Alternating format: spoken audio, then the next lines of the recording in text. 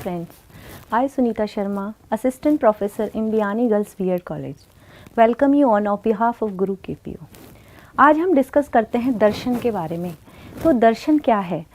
दर्शन का अर्थ होता है देखना, अर्थात किसी भी चीज़ के बारे में देखना। तो प्रत्येक व्यक्ति किसी भी चीज़ को देखता है तो उसका दृष्टिकोण अलग होता है। दर्शन का अर्थ होता है देखना।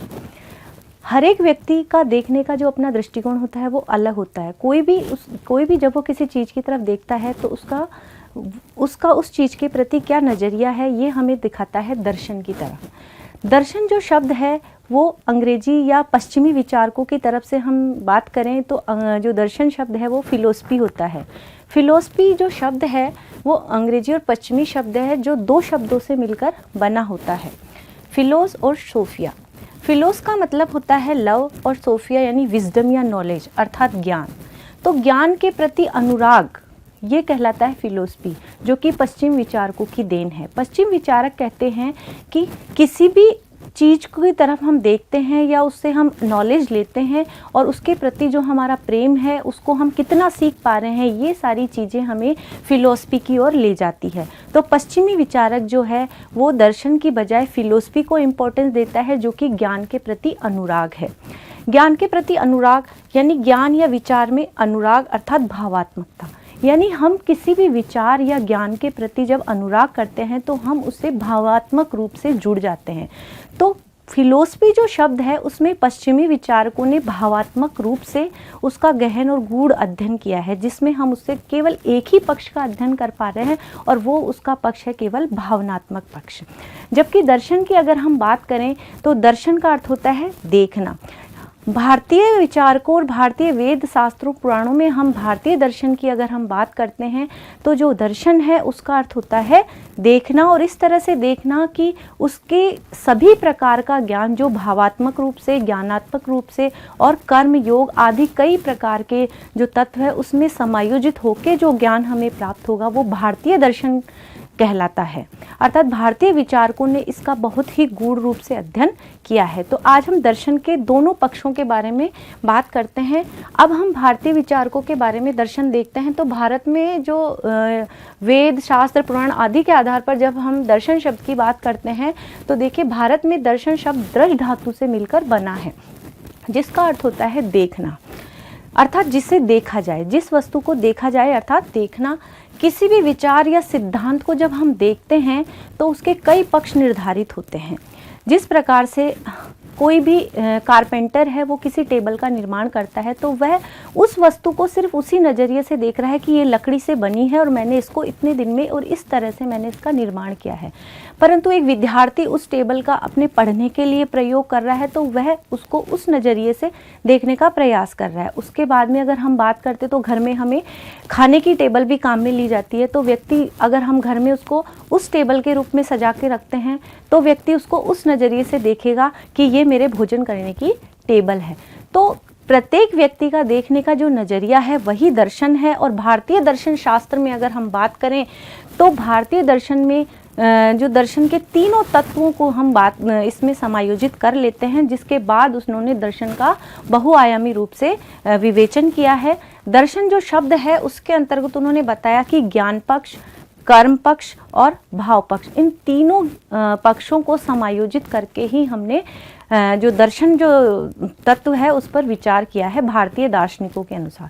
तो भारतीय दर्शन में हम दर्शन की बात करते हैं तो दर्शन का मतलब चिंतन करना होता है, और वो चिंतन इतना गूढ़ होता है कि किसी भी वस्तु के बारे में इतना अधिक चिंतन करना कि उसके अंतिम लक्ष्य तक पहुंचा जा सके और उस वस्तु का निर्माण किस तरह से हुआ है उस परम तत्व की भी खोज की जा सके। तो यही सब जो प्रक्रिया है वो दर्शन है। आज विज्ञान ने बहुत अधिक तरक्की कर ली है, लेकिन विज्ञान का जहाँ ज्ञान की सीमा का अंत हो जाता है वहीं से दर्शन का प्रारंभ होता है। अर्थात एक सीमा पर आकर विज्ञान भी अपने ज्ञान के आगे नतमस्तक हो जाता है कि उसके आगे उसको उसका उत्तर नहीं मिल पाता है। लेकिन दर्शन ही एक ऐसा पक्ष है जो उसके आगे उत्तर खोजने का प्रयास करता है, अर्थात उस परम सत्ता अर्थात स्पिरिचुअलिटी के बारे में हमें बताता है कि इस तत्व को हम और अधिक जानने के लिए कहाँ पर जा सकते हैं या किस तरह से इसके प्रति हम ज्ञान की प्राप्ति कर सकते हैं। दर्शन और फिलोसफी के बारे में अंतर जानने के बाद अब हम ये जानने का प्रयास करते हैं कि जिस प्रकार से दर्शन का अर्थ होता है चिंतन करना, और वो जो चिंतन है वो इतना गहन चिंतन करना है कि उस परम सत्य की ओर हम अपने लक्ष्य को प्राप्त करें, जो सत्य की खोज हम करना चाहते हैं। और पदार्थ वह कौन सा पदार्थ है जिसके कारण आज इस सृष्टि का जन्म हुआ, और उस परम तत्व की खोज भी करना ही दर्शन का परम लक्ष्य रहा है। अब हम देखते हैं दर्शन की प्रमुख विशेषताएं। दर्शन की प्रमुख विशेषताओं में देखिए, सबसे पहले हम बात करते हैं दर्शन ज्ञान के लिए नहीं अपितु सर्वोच्च लक्ष्य के लिए होता है। जिस प्रकार से फिलोसफी या पश्चिमी विचारक केवल दर्शन को इस प्रकार का सोचते हैं कि हमें अधिक से अधिक नॉलेज लेनी है या ज्ञान प्राप्त करना है, और उसी को वो फिलोसफी कह देते हैं। लेकिन भारतीय दर्शन में हम बात करें, भारतीय वेद शास्त्र में अगर हम बात करें, तो अपना सर्वोच्च लक्ष्य क्या है उस ओर चिंतन करना ही भारतीय दर्शन का प्रमुख लक्ष्य है, और हमें उस लक्ष्य को प्राप्त करने के लिए बहुत अधिक चिंतन करना पड़ता है। तो यही भारतीय दर्शन में बताया गया है। नेक्स्ट पे हम बात करते हैं कि दर्शन आध्यात्मिक है। हम भौतिकवादी चीज़ों से घिरे हुए हैं और हमारे चारों तरफ भौतिक वातावरण है, जिसके कारण हम उस स्पिरिचुअलिटी या उस आध्यात्मिक सत्ता की ओर सोच भी नहीं पाते हैं। तो भारतीय दर्शन हमें उस दिशा की ओर जाने के लिए प्रेरित करता है। अर्थात भारतीय जो दर्शन है वो पूर्ण रूप से आध्यात्मिक है, जो हमें उस परम सत्ता को खोजने के लिए प्रेरित करता है, और हम उस चीज़ को देखने के लिए आतुर रहते हैं जिसने इस संपूर्ण सृष्टि का निर्माण किया है। उसके बाद में हम बात करते हैं कि दर्शन सभी विषयों का मार्गदर्शन करता है। प्राचीन कालीन से ही हम देखते आ रहे हैं कि जो दर्शन है वो अनेक विषयों से जुड़ा रहा है, और दर्शन के कारण ही बहुत सारे विषयों की उत्पत्ति हुई है। लेकिन जो दर्शन है वो सभी विषयों का मार्गदर्शन करता है। हमें नित्य नए विषय देखने को मिल रहे हैं, ये सब दर्शन की देन है। जो बहुत प्राचीन हमारे जो दर्शन शास्त्री थे, उन्होंने गूढ़ अध्ययन किया है, और उनके इस चिंतन का परिणाम ही हमें विभिन्न विषयों की जो आज हम देख पा रहे हैं और उनके बारे में सोच रहे हैं और उनको समझने का प्रयास कर रहे हैं। दर्शन का जीवन से निकट संबंध। दर्शन की अगली विशेषता की ओर अगर हम देखें तो वो है दर्शन का जीवन से निकट संबंध। यानी हम भौतिकवादी, वर्तमान जो हमारा समय है वो बहुत टेक्नोलॉजी या तकनीकी का युग है, लेकिन हम उस चीज़ को कैसे भूल जाते हैं जिसके कारण हमारा जन्म हुआ है। अर्थात हमारा जीवन क्यों है। दर्शन हमें यह बताने का प्रयास करता है कि हम जन्मे कैसे, और हमें वापस मृत्यु आनी है एक दिन, और उसके बीच में हमें बहुत सारे कार्यों को संपादित करना है। तो इन सब बातों के बीच में क्या समन्वय है, और दर्शन हमें उस सच्चाई की तरफ ले जाना है कि मृत्यु अंतिम सच है, और किस तरह से मनुष्य का जन्म हुआ है, और किस तरह से हमें अपने जीवन को सार्थक बनाना है, और हमें ज्ञान और कर्म आदि के आधार पर हम अपने जीवन को किस तरह से सार्थक बना सकते हैं। तो हमें जीवन की सच्चाई का जो ज्ञान प्रदान करता है वो दर्शन ही एक ऐसा विषय है जो हमें जीवन की सच्चाई की तरफ ले जाने का प्रयास करता है। दर्शन का जो मुख्य पक्ष है वो सांख्य और योग है। दर्शन के वैसे तो बहुत सारे प्रकार हैं, लेकिन यहाँ पर हम बात कर रहे हैं सांख्य और योग की। जो सांख्य जो पक्ष है दर्शन का, वो हमें ज्ञान की ओर ले जाता है, जबकि जो योग है वो हमें ज्ञान की व्यवहारिकता की ओर ले जाता है कि उस ज्ञान को हम किस तरह से अपने व्यवहार में लागू कर सकते हैं। तो ये दोनों ही चीज़ें हैं वो दर्शन से जुड़ी हुई है, तो ये भी एक इसकी विशेषता है। उसके बाद में आता है दर्शन जन्म और पुनर्जन्म में विश्वास करता है।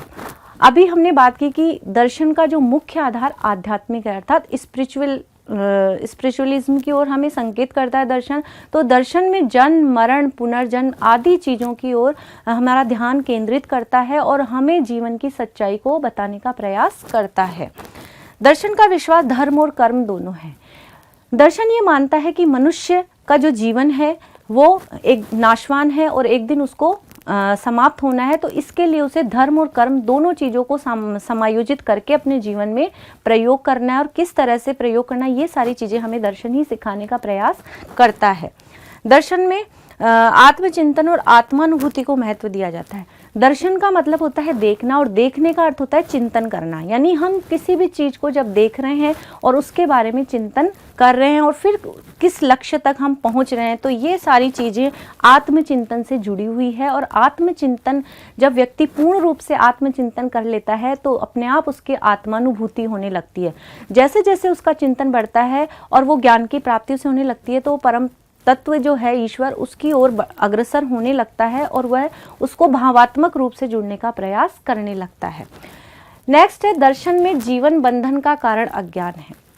दर्शन में ये बताया गया है कि अगर हमारा जीवन सही सुचारू रूप से नहीं चल रहा है और हम अपनी जो परम लक्ष्य को नहीं प्राप्त कर पा रहे हैं, तो उसका जो प्रमुख कारण उन्होंने अज्ञान को बताया। यानी ज्ञान में हम ज्ञान की खोज नहीं कर पा रहे हैं, ज्ञान प्राप्त नहीं कर पा रहे हैं, तो ये भी हमारा जीवन बंधन का एक कारण है।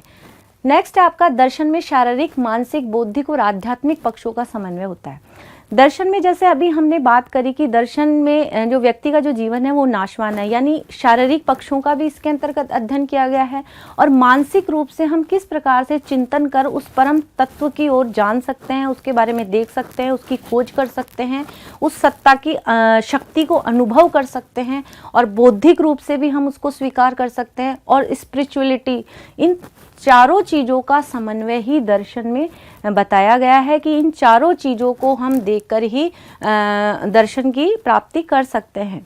नेक्स्ट है हमारा, दर्शन संसार की सत्ता में विश्वास करता है। दर्शन ये मानता है कि जो चीज़ें हमें दिखाई दे रही है वो भौतिक हैं, और भौतिकता का उन्होंने अधिक अस्तित्व नहीं माना है। उन्होंने संसार में संसार की सत्ता को विश्वास तो किया है कि ये संसार जो है वो नाशवान है, लेकिन किस परम तत्व के कारण इस संसार की उत्पत्ति हुई है, इस सृष्टि का आरंभ किस प्रकार से हुआ है, उस गूढ़ रहस्य को जानने का प्रयास अगर कोई कर सकता है तो वो सिर्फ दर्शन ही है, जो उस परम सत्ता जिसके कारण ये सृष्टि है उसको भी जानने का प्रयास करता है, और वह कौन सा द्रव्य है या तत्व है जिसके कारण इस संसार में इस सृष्टि का जन्म हुआ है। दर्शन जो है वो जीवन को अलौकिक करता है, यानी दर्शन ही हमें जो स्पिरिचुअलिटी की ओर ले जाता है, हमें ईश्वर में आस्था करने को अगर प्रेरित करता है, तो वो सिर्फ दर्शन ही है जिससे हम अपने जीवन को अलौकिक कर सकते हैं। दर्शन से सूक्ष्म परम तत्व का साक्षात्कार होता है। दर्शन से ही हम स्पिरिचुअलिज्म को भावात्मक रूप से संबंधित करके, उसको अनुभव करके हम उस परम तत्व से साक्षात्कार भी कर सकते हैं। तो ये सिर्फ दर्शन की ही देन है कि हम किस प्रकार से परम सत्ता की ओर जा सकते हैं या उसको अनुभव कर सकते हैं। और लास्ट किसकी जो विशेषता है वो है, दर्शन का समय मनोकेंद्र, सत्य मनोकेंद्रित है।